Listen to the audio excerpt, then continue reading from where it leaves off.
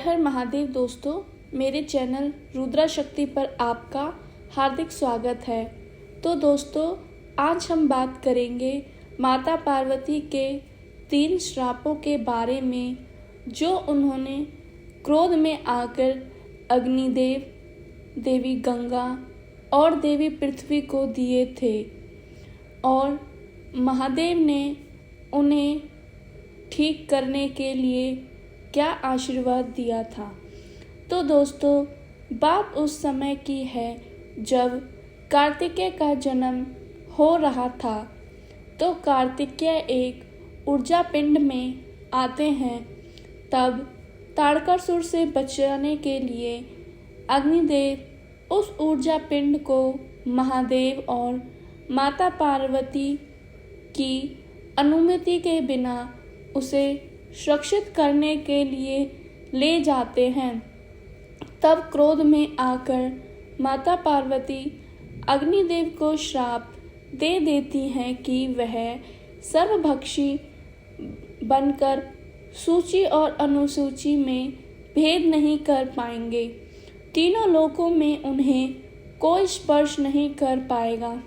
अगर किया तो वह उसी समय भस्म हो जाएगा और अपने भोजन की अशुद्धियों से वह सदैव मैले और काले धुएं से घिरे रहेंगे।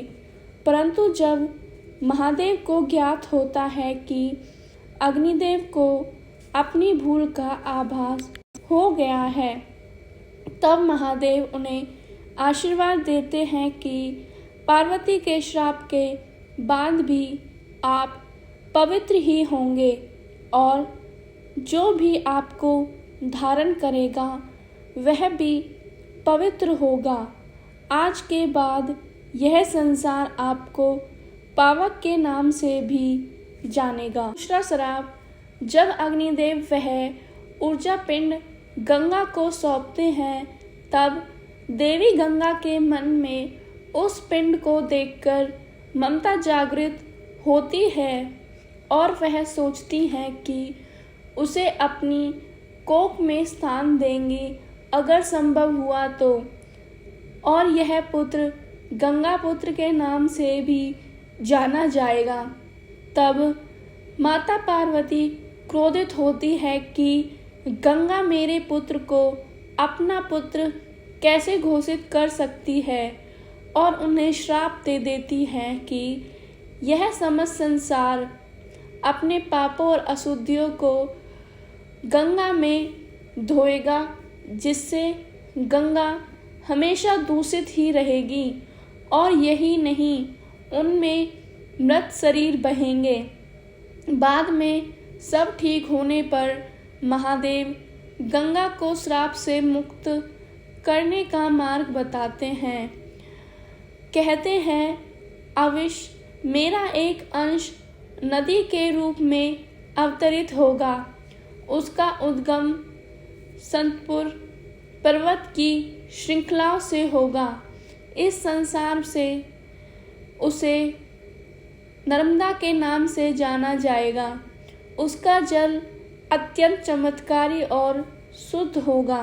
यदि तुम प्रत्येक वर्ष एक काली गौ के रूप में उस जल का स्नान करोगी, तुम्हारी सारी अशुद्धियाँ दूर हो जाएंगी और तुम सदा के लिए निर्मल, पावन और मोक्षदायिनी हो जाओगी। तीसरा श्राप, माता पार्वती माता पृथ्वी को देती हैं। जब वह पिंड 6 भागों में विभाजित हो जाता है कि पृथ्वी मेरे पिंड यानी मेरे पुत्र को संरक्षण नहीं दे पाई, क्रोध में आकर वह कहती हैं कि उनके जीवन में बहुत से भूपति आएंगे पर कोई भी जीवित नहीं रह पाएगा। पृथ्वी को बार बार विधवा होने का दुख सहन करना पड़ेगा। महादेव पृथ्वी को वरदान देते हैं क्योंकि उन्होंने उनके पुत्र को अवतरित होने में बहुत बड़ी भूमिका निभाई है। महादेव कहते हैं कि भविष्य में आपके जीवन में जितने भी भूपति आएंगे वह सदैव आपकी रक्षा करेंगे। तो दोस्तों, सारी महाशिव पुराण जानने के लिए मेरे चैनल रुद्रा शक्ति को सब्सक्राइब करें